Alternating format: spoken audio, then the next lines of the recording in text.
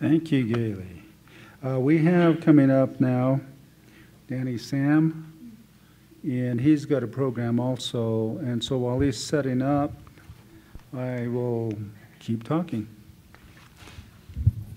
What you're hearing today are a number of programs that are pretty much diversified. They're not, I was happy to hear Gailey say, we do some things that aren't necessarily traditional, but they help us maintain the part that we do traditionally by bringing in income. There are a number, it's this kind of thinking that I think is important for us to engage in as Indian people. The Gila River Indian community, or Akimara'atam, I'm Tohono'atam, desert people, they're Akimara'atam, river people, started a program a number of years ago where they were raising tilapia. Turns out that there in Phoenix is a big Asian community, and they want their fish fresh. So fresh it's still floating or swimming. And so Gila River is about 40 miles south of Phoenix.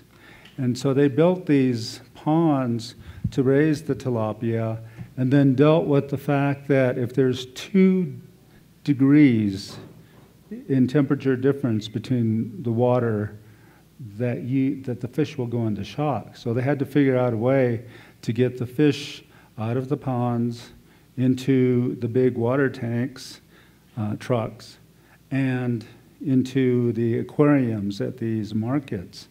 And they got that figured out. But the great thing is that they use the water, and of course in Arizona we don't have a whole lot of water, so they were using the water for a second time. What they were doing is taking the water from these ponds that were fertilized by the tilapia and put it on their fields, their gardens. And so it was a wonderful way of using a commodity, a valuable natural resource twice. And I think that's what we're hearing today, is that when you go hunting, you use everything that that animal provides. When you farm, you're using the farming as a platform to do other cultural activities. And I think that's important to keep in mind. All right, well, my name is Danny Sam. I'm originally from the Navajo Nation, but I've been living in Pickery's Pueblo now for about 35 years. And my whole presentation is on ranching and ranch management. Over the years, I've had a lot of people ask me about how to get started in ranching and all the things that go with managing it.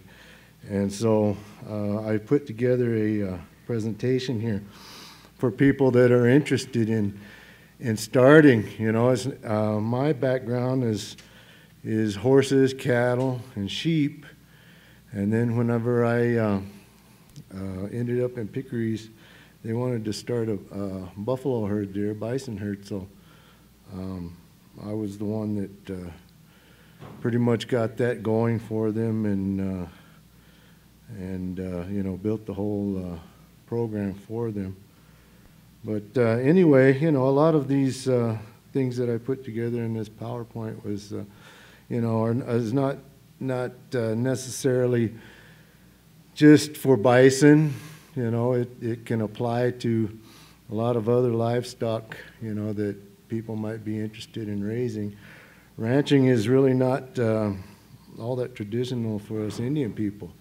It's something that we learned later on, as Europeans brought these animals over here to North America, and we didn't have a lot of these species of animals here that we have now, that we're raising and ranching. One of them that is indigenous is the buffalo, the bison, and this is a product of our ranching enterprise.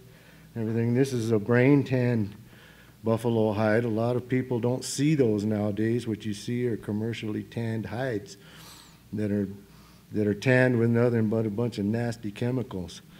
This is all done using the brain of the animal. So, and it's not easy to do, you know. It's old technology, but it took a lot of hard work. And the same with ranching, you know. It takes a lot of hard work, you know. There's a list of questions here, you know, that people need to ask themselves, you know, before they even get started. You know, a lot of things are easier said than done to do. So anyway, you know, first question is, what are you interested in raising? You know, I mean, there's a lot of different types of livestock to raise. You know, you can raise buffaloes, which is probably one of the easiest, actually. You know, they're big animals, powerful animals, but they're easy keepers. You know, you don't have to spend a whole lot of time with them. You know, they can take care of themselves as long as they have plenty to eat. You know, if you want to raise horses, you know, I mean, of course, we don't eat horses anymore, but, you know, there's a lot of things that can be done, you know, with horses. You know, they can be trained to do a lot of things. You know, goats are good animals to raise if you want to, you know, start off on a smaller scale. Goats will eat a lot of things that these other animals won't eat, you know. I mean, you know, we just heard about the Chinese elms and the Russian olives and all the salt cedar and stuff like that. These goats will eat it. You know, they can eat salt cedar. It's not toxic to them. And, you know, there again, there's cattle. You know, you can raise cattle. You know, I grew up around cattle and sheep and goats. And, you know, if I have my choice between cattle and buffaloes, I'll take buffaloes any day over cattle. So, you know, you don't have to worry about buffaloes like you do cattle. So that's, you know, that's something that, you know, if you want to raise chickens, if you want to raise you know, rabbits, you know, I mean, a lot of the same things can apply, you know. So anyway, oops. And then another, you know, if you're going to raise large animals, you know, they really need some kind of acreage, you know, to be put upon. You know, you can raise them in small areas, you know, small pens, but, you know, like buffaloes, for instance, you know, they're not made to be pinned up. You know, if I had my choice, I'd turn them all loose. You know, but that won't happen nowadays. You know, it's just too many cattle ranchers that have prejudice against bison and other types of wildlife. You know, farmers sure wouldn't appreciate them running loose on their fields. You know, so, but they do need a lot of acreage. You know, they need to be able to graze. But you can raise them in a confined area, but it's going to take you a lot of time and effort also. And then there again, do you have the time? You know, do you have the time? You know, just depending on what type of animals you want to raise. You know, some involve a little more work than others. You know, this is a picture here of a fence. You know, this is a buffalo fence. You know, so it's a little stronger and tougher than your average cattle fence. But, you know, as like I said, as long as they've got plenty to eat, you know, they'll stay within those boundaries. You know, but once they start having to, you know, look for food to eat, you know, they'll start pushing on that. And there again, you'll be out there mending fences, you know, and they can tear up fences pretty good.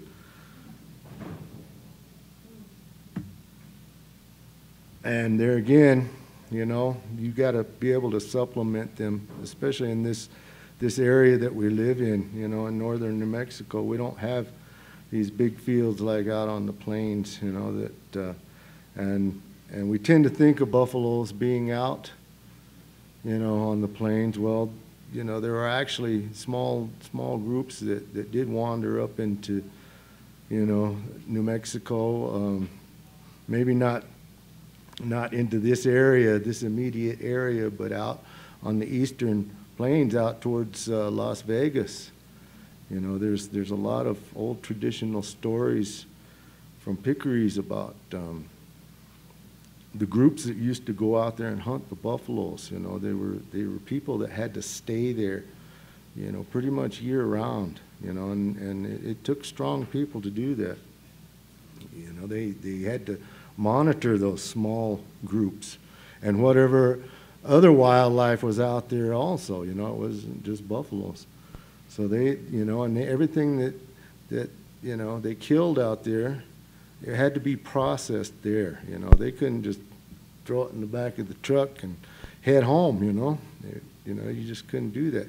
There was no refrigeration. You know, all the meat had to be cut up and dried and processed like that before it could even come back to the pueblo. And the same with the hides. You know, those hides were tanned. And, you know, out there, you know, all that work had to be done out there. And, you know, a lot of people don't realize that. You know, even our young people don't realize that. You know, it took that type of sacrifice, you know, for people to go out there and stay out there for long periods of time. And the weather conditions out there can be pretty harsh. I don't know if any of you have ever been around there. I worked on a ranch over there, a buffalo ranch over there.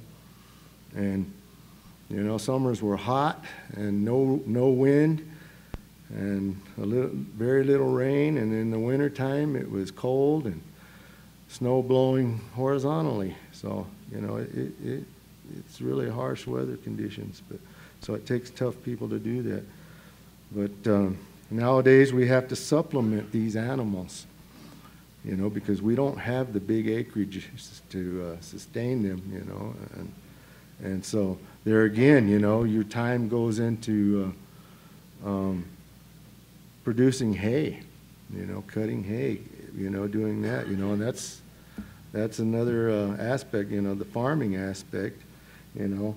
There's also, you know, paperwork that needs to be done, management. This is my wife here when we're processing buffaloes through the handling system.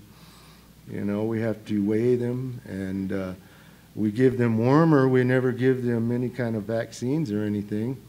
We don't want to mess with their immune systems, but they are real susceptible to parasites. That's one thing about bison. And when you get into an overgrazed environment, they pick up a lot more parasites from the ground. So it's something that's really important, you know, to maintain their health and, you know, their calving rates also. Because if they're not healthy, they won't have calves. You know, they just won't conceive at all.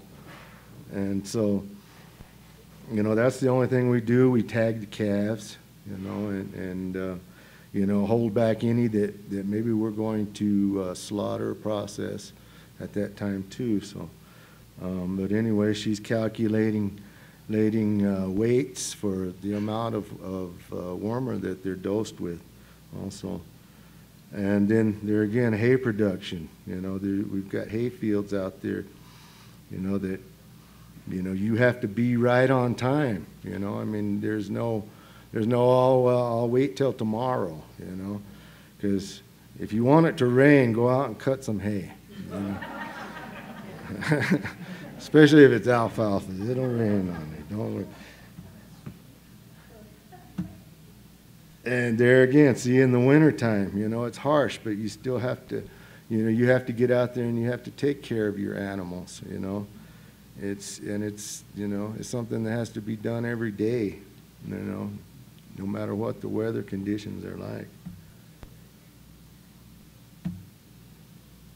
And then do you want to raise livestock for subsistence, or do you want to market animals, you know? And that's two different things, you know. Here is a community slaughter and for distribution to the community.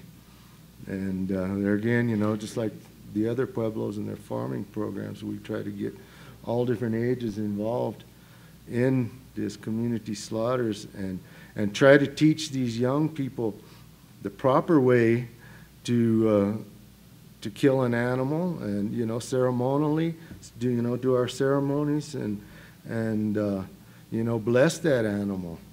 You know, every animal that we kill, you know, we pray for it and we bless it and we thank it for its sacrifice. And so that's something that we try to, you know, teach the young kids, and we try to teach them the proper way to slaughter these animals, you know, where it's clean and it's respectful. They're not all covered with dirt and laying on the ground, you know, and it's a big animal, and it's hard to do, you know. I mean, traditionally we lay them on the ground, you know. If there's hunters out here, you guys do that.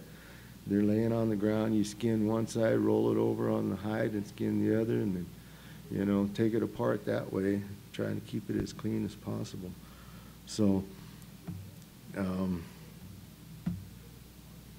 you know, there again, you know, we have community members involved, you know, teach them how to you know, the proper way to break that animal down where it's clean and, you know, you don't have a lot of waste, and, you know, it can be packaged up and stored properly.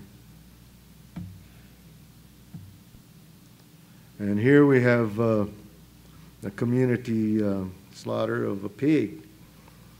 And we don't raise pigs in Pickeries, but this was one that was confiscated. Some pig farmers had their pigs get loose, and they wouldn't go round them up, and they were in one of our hay fields, so we confiscated it. And then it came down, well, who wants it? I don't know. I don't want them, you know. I don't know if you guys ever raise pigs. Pigs are pretty dirty animals, you know. They like to dig around a lot, and they're awful in your hay fields or in your gardens if they get in there, and they can go feral within a short period of time, a couple of months, and they can be feral. They'll run around and they'll breed like rabbits too. So anyway, so we got together, the community got together, and we butchered these pigs. So. And then on the marketing side of you know, our programs, you know, we have things that we marketed. Of course, we marketed meat, and you know, we had hides that we marketed. We had skulls that we cleaned up and marketed. You know, there's not a big market for it out there, you know. I don't know about the European market, you know, as far as byproducts. Meat products, there's a really good market for. So, you know, that was the main thing that we sold the most of. A lot of people want hides, but, you know, by the time we get through processing and tanning them, you know, it's not cheap. You know, we have to get some of our money back for our time. So, you know, we have a lot of native people that want to buy them, but, you know, when we tell them how much they are, they kind of back off, you know. So I think the best thing to do is learn how to do them yourselves. You know, it's a lot of hard work. It used to be woman's work, you know, and I think now it's more man's work. But it's not easy, it's hard. And if you can tan a bull hide like this, you can tan anything. Then, you know, these are the toughest things here on this earth to tan, I think. I don't know about an elephant. And then, you know, this was another big popular thing that we sold, were these rawhide boxes. You know, some had hair on, we leave the hair on, some we take the hair off, and, you know, we got a lot of special orders for different boxes. This was one that was ordered by a lady from South Dakota for her husband's pipe, so he could keep his pipe in there. And this big trailer here that this buffalo is going into is Mobile Matanza, that is part of the Taos County Economic Development Corporation, part of their program, and it's a mobile slaughter unit. And they come to you, and which is a lot easier for us with bison because, you know, before they had this unit there, you know, where they could come to us, we used to have to load them up into stock trailers and haul them all the way to Portales. That was the only certified, USDA certified slaughtering plant in our area, and so that was quite a trip. But they would come to us within, as long as we're in a 100-mile radius of Taos County or Taos itself. they'll come to you. But I don't think they're up and running right now. I think it's because of lack of funding. But it really is a good idea, you know, to have something that can, like that, that can come out to you. And it's kind of sad to see that it's not operating right now. I don't know what the future of it is. I know that Richard Archuleta from Taos Pueblo is going to be presenting tomorrow, and he's worked for Taos County Economic Development Corporation, and he might still be on the board there, so he might know a little bit more about that. I don't know. I'm retired. I retired, so I'm no longer raising buffaloes anymore. This is a rawhide that we, we process, and, we try to sell these rawhides to drum makers. A lot of drum makers like them because they're thick and, they just don't tear. They don't break. They're tough hides. And this was our label that we used for our marketing, which we don't do anymore right now. Since I retired, the program has kind of taken a little bit of a nosedive. Right now it's run by the governor and council, and they just don't have a whole lot of experience, in ranching. So, and there again, do you have startup capital, to get your operation going, depending on what you want to raise, it'll vary in what it takes to start up, This is a picture that my son did for the cover of one of our proposals that we submitted to the Intertribal Buffalo Council for some funding, which we got funded for. And there again, do you have infrastructure and equipment? Because if you want to ranch, if you want to start raising livestock, you've got to have equipment, and it just makes things easier on yourself. It makes things safer for animals when you've got the proper equipment. You don't have to worry as much about injuring your animals, which can be a detriment to your operation. You don't want to be losing animals just because they break their neck in a corral or in a squeeze chute or something, like that. So, you have to, be able to put in the money, and this stuff isn't cheap, especially for bison handling equipment. This is a portable system that we have. We can pick up these corral panels. They're all real heavy-duty corral panels. We can pick them up, load them to a trailer and haul them someplace else, set it up. Same with the handling system there. And, this is part of the whole handling system, which you really need for animals like bison. Cattle, it's good with cattle too. It's just a lot safer for the handlers, and it's a lot safer for the animals itself. Makes it more efficient for moving them through, and you don't stress your animals out so bad. My computer's old and it don't want to work. There's a brand new seed drill that we bought a few years ago. It's a no-till drill. So we use it. I mainly use that for overseeding fields. But you don't have to plow.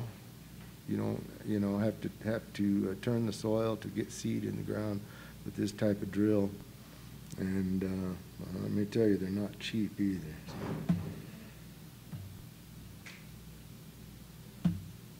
And then, I had to do a lot of hay production by myself. So when it came time to pick up bales, a lot of times I couldn't get together the manpower to help me. So, I went and bought a bale wagon, pick up those bales. And there again, you've got to have good equipment, a tractor, that can handle these types of things. Storage facilities for your hay. You want to keep it dry. You want to keep it, out of the elements. There again, there's the portable system panels that we can pick up and move around. And that's pretty much it. If anybody wants to come up here and look at this hide, you're more than welcome to come up. And it feels different from the chemically tanned hides. It'll last for years, you know. That's what I sleep on when I go camping. You know, sometimes I just roll up in it and that's it. So you're more than welcome to come up and check it out.